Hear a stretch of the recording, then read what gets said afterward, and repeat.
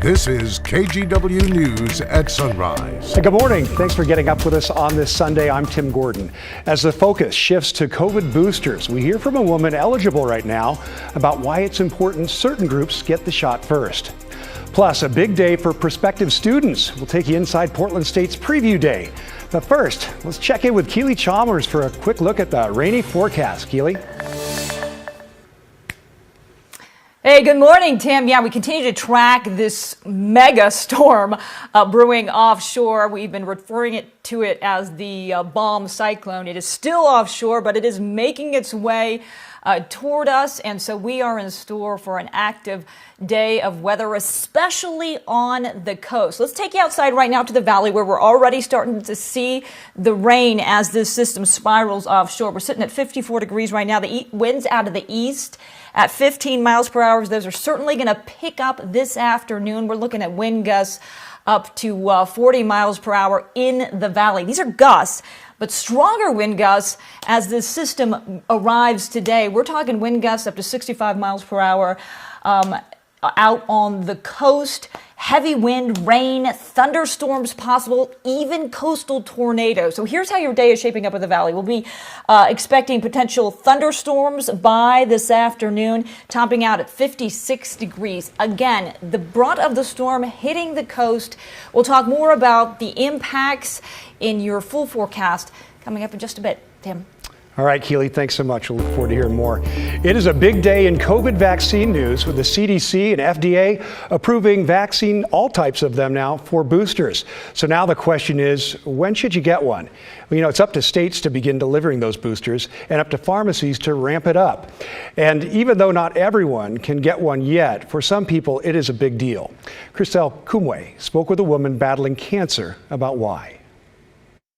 With more people in Oregon now a step closer to getting booster shots, it's welcome news to people like Cheryl Schock. The more people around me, the more in the community that are vaccinated and boosted, I feel more protected. Cheryl has cancer and is in remission.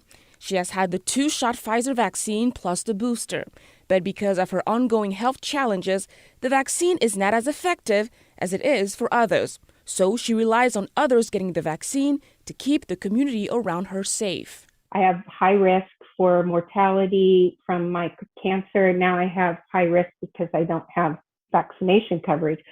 So I'm really very, very cautious. When Cheryl got the Pfizer booster, it was the only one authorized. Late last week, though, the FDA and CDC endorsed the boosters from both Moderna and Johnson & Johnson. The CDC also said it's okay to mix and match, meaning people can get a booster of a different type and still get the benefits. After the news from the FDA and CDC, the group of Western states, which include California, Washington, and Oregon, quickly approved the boosters for use late Friday. For Cheryl, that news is a big sigh of relief. It is, especially if they're getting boosters and have high protection. We should know not everyone can get the boosters right now. Anyone over 65 can get the shot. Others who meet certain criteria can as well, including anyone over 18 with underlying medical conditions. We have more information about the boosters and the list of who is eligible on our website at kgw.com. I'm Christelle Kumwe for KGW News. Well, we are waiting to learn more about a huge fire in southeast Portland. It happened overnight. Check out those pictures there. Happened just off of 28th and Southeast Powell. Firefighters first got the call around 2:30 this morning, and we don't know if anyone was hurt, but you can see in this video again, the flames just spread from one building to a house next door. It also melted power lines. Portland Fire still on the scene this morning. Some roads around the area are blocked off at this time. We're going to update you as we learn more information. Also overnight, a 4.7 magnitude earthquake struck off the Oregon coast. The U.S. Geological Survey says the epicenter was located about 110 miles west of Coos Bay. So far, no reports from anyone who felt it. We've got some traffic updates for you that could affect your commute, whether you drive or take the train. The Lloyd Improvements Project wraps up today. Crews replaced rail ties and improved drainage, but now regular service on all MAX lines resumes this morning. And for drivers in Washington County, you'll need to find a different route during the day if you usually take Roy Rogers Road. For 2 weeks, starting tomorrow, it will be closed between 9 in the morning to 3:30 in the afternoon as crews remove concrete islands. You can find all this information at kgw.com. Well, expecting any packages? The Coast Guard posted this map on Twitter showing the exact location of approximately 40 shipping containers floating out in the ocean. This is what it looked like on Thursday off the northern coast of Washington. The Coast Guard says a boat tipped on its side due to rough seas and lost those containers while en route to Canada. Within a matter of hours, air support tracked down 35 of them. The Coast Guard says the containers are floating north towards Canada, though we haven't seen any plans on how they plan to retrieve them yet. Now, according to the Canadian Coast Guard, cargo on board the same ship that lost those containers also caught fire. 2 containers had dangerous chemicals inside, so the Coast Guard had to evacuate 16 people on board. Fortunately, no one was hurt. Portland State University is coming off its first in-person events for potential students since the pandemic began. These events are smaller than pre-COVID. In the past, between 500 to 600 potential students would attend, but yesterday's event only hosted 100. The school says that was a safety decision, but that having students on campus in person is certainly progress. It's actually really exciting to have them back on campus. There's something to say about actually stepping foot on a campus and learning about, our programs and seeing the farmers market taking place and just to really figure out if they're going to fit into this campus community. This event gives prospective students a chance to see if PSU is a good fit for them. We'll have more on preview day in our next half hour. You can also find more information about potential future events on the PSU website. Well, school districts all over are experiencing staffing shortages, but in Portland, a new multi-million-dollar grant is expected to help the district not only hire and retain more school leaders, but make sure they're diverse. Christine Pitawanich has the story. We're all chipping in. Right now at Portland Public Schools and other districts, staffing shortages means it's all hands on deck. Even Superintendent Guadalupe Guerrero is stepping in to help.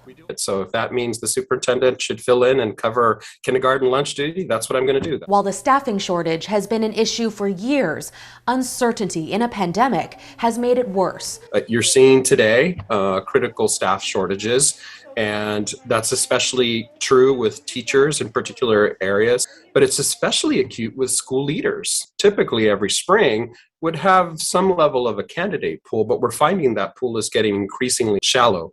But $8.2 million in grant money from the Wallace Foundation is expected to help in more ways than one. The grant will help develop a principal pipeline or on-ramp that'll develop and nurture aspiring administrators. It'll also mean more mentorship and coaching. And a big part of the plan is to make sure candidates are diverse, with a commitment to racial equity and social justice. You need leaders who not only can operate and manage a school building along with their faculty, but that they're also prepared to ask some critical questions. It's also important that our students and our school communities see a diversity in our educators and in our school principals that's reflective of the demographic of our students. I don't think it's okay for a student of color to go through their pre-K-12 experience and never see an educator or leader who looks like them. The grant money will also help Portland Public work with local universities to build up the candidate pool with the goal of developing more leaders of color. Portland Public was one of just 8 school districts across the country to receive the grant. Christine Pitawanich, KGW News. Well, with the weekend came the rain, but that did not stop people from walking to raise thousands of dollars to help fight heart defects. It was the 12th annual Portland Congenital Heart Walk yesterday. The event raises money each year for the Children's Heart Foundation to help diagnose, treat, and prevent heart defects through research. People walked around the zoo on a set path to see the animals while raising money. Now, for some walkers, this event is personal. Their lives are much more affected by heart defects than Ivy's has been. So I think we've always felt like we owed our luck to people before us who raised the money for the research that was done that came up with the surgery that fixed her heart. So we've just always wanted to give that back to future generations. It was a record-setting congenital heart walk with the community's support. They raised more than $55,000. Good on them. Well, we've been seeing plenty of rain this weekend, so how's your car handling it? You want to hear about this? Coming up next, what a new report reveals about some cars' safety features in wet weather.